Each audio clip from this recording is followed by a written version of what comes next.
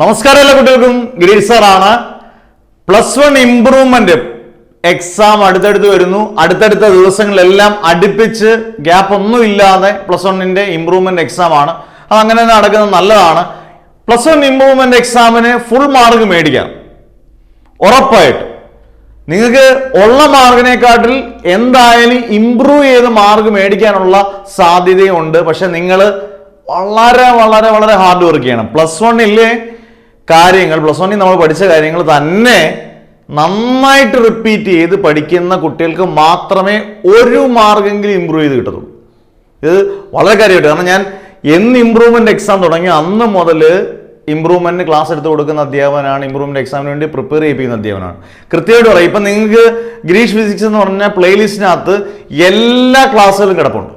ഫിസിക്സിൻ്റെയും കെമിസ്ട്രിയുടെയും ഇംഗ്ലീഷിൻ്റെയും ബയോളജിയുടെയും maths എല്ലാ വിഷയങ്ങളുടെയും class കിടപ്പുണ്ട്. ഇത് നിങ്ങൾ റിപ്പീറ്റ് ചെയ്ത് ഒന്ന് കണ്ടാൽ മാത്രം മതി. അതിനകത്ത് ഇമ്പോർട്ടൻറ്റ് ക്വസ്റ്റ്യൻസ് കിടപ്പുണ്ട്, ഇങ്ങനെയുള്ള കാര്യങ്ങളെല്ലാം കിടപ്പുണ്ട്. അതായത് ഇതൊന്ന് റിപ്പീറ്റ് ചെയ്ത് കണ്ടിട്ട് പോയി നിങ്ങൾ പബ്ലിക് എക്സാം എഴുതുവാണെങ്കിൽ നിങ്ങൾക്ക് വളരെ ഈസി ആയിരിക്കും. അതായത് നിങ്ങൾ അറിയേണ്ട ഒരു കാര്യം, നമ്മൾ തമാശ രീതിയിൽ എടുക്കുകയാണ്. ഈ +1 മാർക്കിൻ്റെ പ്രത്യേകത +1 +2 കൂട്ടുമ്പോഴാണ് നമുക്ക് എന്ത് കിട്ടുന്നത്, ടോട്ടൽ കിട്ടുന്നത് +2 മാർക്ക് കിട്ടുന്നത്. +1 അത്രയധികം ഇമ്പോർട്ടൻ്റ് ആണ്. മാർക്ക് വളരെ കുറഞ്ഞ കുട്ടികൾ ഏറ്റവും കൂടുതൽ എനിക്കൊന്ന് കേരളത്തിൽ ഇപ്പം ഇംപ്രൂവ്മെന്റിന് സാധാരണ എല്ലാ വർഷങ്ങളും ഇംപ്രൂവ്മെന്റിന് ഏറ്റവും കൂടുതൽ വിദ്യാർത്ഥികൾ എഴുതുന്ന വിഷയം ഫിസിക്സ് ആണ്. ഈ വർഷമാണ് അതിനൊരു ചെറിയ മാറ്റം വന്നത്. ഇംഗ്ലീഷായിട്ട് മാറി. ഫിസിക്സിന് കഴിഞ്ഞോട്ട് അത്യാവശ്യം നല്ല മാർക്ക് കിട്ടി. ദൈവം സഹായിച്ച് നന്നായിരിക്കട്ടെ, കുട്ടികൾക്കെല്ലാം അടുത്ത സെക്കൻഡ് ഇയറിലും കിട്ടട്ടെ. പക്ഷെ സെക്കൻഡ് ഇയറിൽ എല്ലാ വിഷയങ്ങൾക്കും മാർക്ക് കിട്ടാൻ ഒരു ഇച്ചിരി പ്രയാസമായിരിക്കാം. ലാബും സംഭവങ്ങളും എല്ലാം ഉള്ളത് കൊണ്ട് ഇച്ചിരി പ്രയാസമായിരിക്കാം. പോട്ടെ.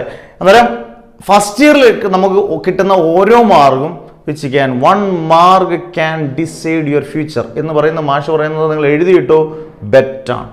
കാരണം ഒരു മാർക്ക് നമ്മുടെ കുറഞ്ഞാൽ ഏതെങ്കിലും ഒരു വിഷയത്തിന് മാർക്ക് കുറഞ്ഞാൽ 100, 200ൽ 180 നമുക്ക് A+ എങ്കിൽ ഒരു മാർക്ക് കുറഞ്ഞാൽ അത് 179 ഈ 179 എന്ന് പറയുന്നത് A എന്ന് പറയുന്ന ഗ്രേഡായി.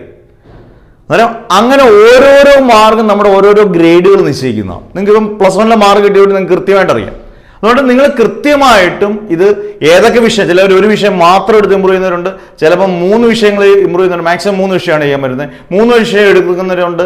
എന്നിട്ട് നമ്മുടെ മനസ്സിൽ ഇങ്ങനെ പല ആശയങ്ങളുണ്ടാവും. നമുക്ക് ആദ്യം നല്ല മാർക്കുണ്ടല്ലോ, വലിയ കുഴപ്പമില്ലാത്ത മാർക്കുണ്ട്, ഇമ്പ്രൂവ്മെൻറ്റ് വേണ്ട. അത് വിചാരിക്കരുത്. നല്ല അടിപൊളിയായിട്ട് നെവർ എവർ ഗിവ് അപ്പ്, ഒരു ശകലം പോലും തന്നു കൊടുക്കാത്ത ഉള്ള ദിവസങ്ങൾ, ഇനി അങ്ങോട്ടുള്ള ദിവസങ്ങൾ ഇമ്പ്രൂവ്മെൻറ്റിന് വേണ്ടി മാത്രം മാറ്റി വെക്കുക. എന്നിട്ട് മാക്സിമം അതിനകത്ത് എഫേർട്ട് എടുക്കുക. നിങ്ങൾക്ക് കിട്ടുന്ന 2 മാർക്കും 3 മാർക്കിൻ്റെ വില നിങ്ങൾ +2 കൃത്യമായിട്ട് അറിയും. മാഷ് പറയുന്നത് കറക്റ്റ് ആയിരിക്കും. കൃത്യമായിട്ട് ഓരോ മാർക്കിൻ്റെയും വില നമുക്കറിയാം. എന്നാൽ മാക്സിമം മാർക്ക് മേടിക്കുക. നിങ്ങളുടെ ഉള്ള മാർക്ക് എന്തായാലും കുറയത്തില്ല. മാർക്ക് കൂടുതൽ മാർക്ക് മാത്രമേ നമുക്ക് എടുക്കത്തുള്ളൂ. കുറഞ്ഞ മാർക്ക് കുറഞ്ഞാൽ ഇപ്പം നിങ്ങൾക്ക് ഓൾറെഡി നിങ്ങൾക്ക് 60-50 മാർക്കുണ്ട്. അടുത്ത വട്ടം എഴുതുമ്പോൾ 60ൽ 52 ആണെങ്കിൽ ആ 52 എടുക്കത്തുള്ളൂ. 50 മാർക്ക് സ്റ്റാൻഡ് ചെയ്യും. ഇനി 50ൽ 48 നിങ്ങൾ ഇമ്പ്രൂവ്മെന്റ് കിട്ടുന്നെങ്കിൽ മറ്റേ ഉയർന്ന മാർക്കായിട്ടുള്ള നേരത്തെ നിങ്ങളുടെ 50 മാർക്ക് എടുക്കും. അതായത് നിങ്ങൾക്ക് ടെൻഷനൊന്നുമില്ല. പക്ഷേ വർക്ക് ഹാർഡ് മാത്രമേ ഉള്ളൂ ഇതിൻ്റെ ഏക പോളിസി. നല്ലപോലെ വർക്ക് ചെയ്താൽ ഇമ്പ്രൂവ്മെന്റ് ഫുൾ മാർക്ക് നേടിയെടുക്കാം. പുത്തനൊരു പബ്ലിക് എക്സാമാണ്. അതാണ് അതിൻ്റെ പ്രത്യേകത. പുത്തനൊരു പബ്ലിക് എക്സാമാണ്. നല്ല കരുതലായിട്ട് കിടുകാച്ചിയായിട്ട് പഠിച്ചുകൊണ്ട് പോയാൽ മാത്രം. നമ്മൾ കൂടുതൽ സമയം അതിനുവേണ്ടി സ്പെൻഡ് ചെയ്യുക. അതാണ് നിങ്ങൾ ചെയ്യേണ്ട ഏറ്റവും വലിയ കാര്യം. കൂടുതൽ സമയം നന്നായിട്ട് ക്ലാസ്സുകൾ, ഈ ക്ലാസ്സിൽ ഈ അരമണിക്കൂറുള്ള നിങ്ങൾ പ്ലേലിസ്റ്റ് കണ്ട ക്ലാസ്സിലും 25 മിനിറ്റ് 20 മിനിറ്റും ഒക്കെ ഉള്ള ക്ലാസ്സുകൾ ഒന്ന് കണ്ടൊന്ന് നന്നായിട്ടൊന്ന് പഠിച്ചിട്ട് ഇമ്പോർട്ടൻറ്റ് ക്വസ്റ്റ്യൻസ് ഒക്കെ ഒന്ന് ചെയ്തുകൊണ്ട് പോയി കഴിഞ്ഞാൽ 100% ഓക്കെ. അന്നേരം ഇമ്പ്രൂവ്മെൻറ്റിന് എല്ലാവിധ അനുഗ്രഹങ്ങളും ഇംഗ്ലീഷിൻ്റെ tips and tricks sir Aneesh sir പറഞ്ഞു തരും. അന്നേരം എല്ലാവിധ അനുഗ്രഹങ്ങളും. നന്നായിട്ട് എല്ലാ കുഞ്ഞുങ്ങൾക്കും മാർക്ക് കിട്ടട്ടെ എന്ന് പ്രാർത്ഥിക്കുന്നു. നന്നായിട്ട് പഠിക്കുക. Best wishes. ഓക്കെ വാ.